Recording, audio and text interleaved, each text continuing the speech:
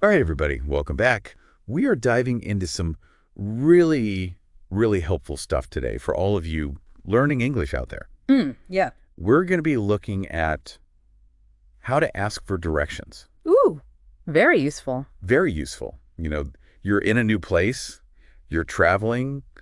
You're lost. Yeah, you're lost. Yeah. Exactly. And this is, we're going to focus on the stuff that will help you if you're just beginning, like A1 level. But we're going to not just give you the phrases. We're going to break them down, Yeah. figure out why they work, when to use which one. Right, because you can have all the words in the world, but if you don't know when to use them properly, Exactly. they're not that helpful. Yeah. So we're going to dive a little deeper. Yeah, let's do a deep dive. Let's deep dive into asking for directions. Okay, so let's start with just the most basic one. What's the first thing that comes to mind? Excuse me, where is and then the place. Yeah. Excuse me, where is the bank? Or, excuse me, where is the post office? Excuse me, where is the school? Yeah, Yeah. Okay, so obviously that's very, direct. It is direct, but it also has that, excuse me, in the beginning, which is very important. Oh, yeah. It's You don't want to just barge in. you don't want to be rude. Yeah. Especially in English. Exactly.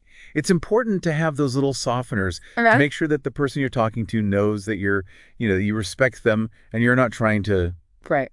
demand anything from them. Right. Yeah, it's oh, excuse me, if you have a moment to help me. Can you tell me where this is? Yeah, exactly. And then that that's great because it's super direct. You're letting them know you're looking for a specific location. Right. And that you don't need the whole route. You just need the general location. Right, exactly. It's Yeah. assuming that they're going to know where that place is. Right. Or at least can point you in the right direction. Exactly, yeah. Okay, so what if you're looking for something that's a little bit more complicated to find? Where you might need directions. Right. So in that case, you could ask something like, can you tell me how to get to, and then the place. Okay, so can you tell me how to get to the park? Can you tell me how to get to the museum? Exactly. Okay, so that's good because it's letting them know that you actually need more information. You need more than just, it's over there, you need the steps, you need to know, do I go left, do I go right? Yeah, and I feel like that's kind of like when you're using a GPS and it tells you oh, it's 2 blocks away, but you don't actually know which direction those 2 blocks are. Right. So that happens to me a lot. I know what you mean. I'll be right next to it, but I'll be going in the opposite direction. Yeah, and then you end up walking for an hour. Exactly. So yeah, so that's a really good one. Can you tell me how to get to whatever it is? Now, what if I'm looking for something that I don't necessarily know the name of, but I need something in the area? Oh, in that case, you could say, is there and then the type of place near here? Oh, okay. Is there a supermarket near here? Is there a pharmacy near here? Is there a coffee shop? That kind of thing. Okay, and that near here is really important because it kind of gives them It gives them a context. It gives them a context Yeah. because near here could be different to different people. Exactly. That's so interesting about language, right? Because what's near to me might be really far to someone else. Yeah, near here, if I'm in a small village, might be a 5-minute walk, but near here, if I'm in a big city, might be 10 blocks. Exactly. Right. Yeah. So that's where it's also good to maybe follow up with, is it walking distance? Or, how far is it? Or About how long would it take to get there? about how long would it take to get there? Yeah, okay, that's a really good one. Now we've also got, how do I get to? Yeah, that one's similar to, can you tell me how to get to? But it can be a little bit more formal. Oh, okay. So, it depends on the situation. If you're asking a stranger on the street, you might want to say, can you tell me how to get to? But if you're, Asking someone who works in the area. yeah, or if you're asking in a shop or something. Okay, that's a really good distinction. It's kind of like when you're writing a letter. How formal you want to be depends on who you're writing to. Exactly. It's like choosing your tool for the job. Okay, so we've also got which way is. Which way is the library? Yeah. Or which way is the train station? Right, so that's even more casual than how do I get to? Exactly. And it's usually for when you just need a quick direction. You're already facing the general direction, but you're not sure if you should go left or right. Right, it's kind of like you're asking a friend. Yeah, exactly. Or a fellow hiker on a trail. Yeah, exactly.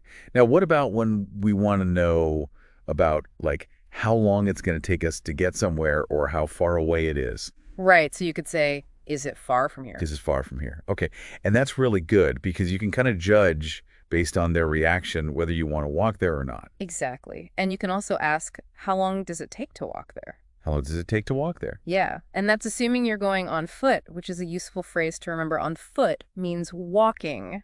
On foot. Okay, so what if I've already started walking and I want to make sure I'm going the right way? In the case you can ask, am I going the right way to, and then the place? Oh, okay, am I going the right way to the city center? Yeah, or am I going the right way to the museum? Okay, so that's a really good one because it's kind of like a check-in point. Yeah, Okay. exactly. It's making sure you haven't gone completely astray. Exactly. And then there's also, could you point me in the right direction? Yeah, that one's great if you just need a general sense of where to go. Right, like you don't necessarily need the turn-by-turn instructions, just like head that Yes, way. exactly. Head north, head south, that kind of thing. Now, the last one that we have here is, where can I find? Where can I find a pharmacy? Where can I find a good restaurant?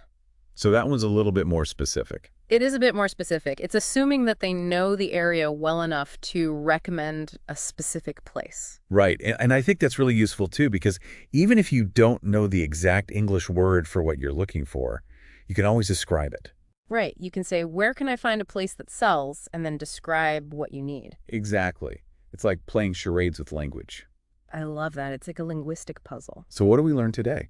Well, I think the biggest takeaway is that even these seemingly simple phrases for asking directions have a lot of nuance to them. Yeah, it's not just about knowing the words, it's about knowing how to use them in different situations. Right. And it really shows how communication is about so much more than just vocabulary. It's about understanding the context, the relationship between the speakers. Yeah. And even things like cultural norms and expectations.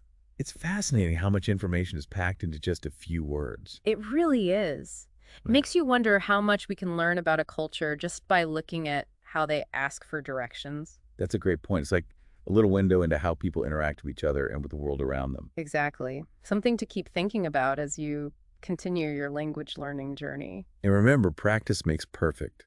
The more you use these phrases, the more confident you'll become. Absolutely. Yeah. And don't be afraid to ask for help. Most people are happy to point you in the right direction. So get out there, explore the world, and don't be afraid to get a little lost along the way. Thanks for joining us for another deep dive. It's been a pleasure. Until next time. See ya.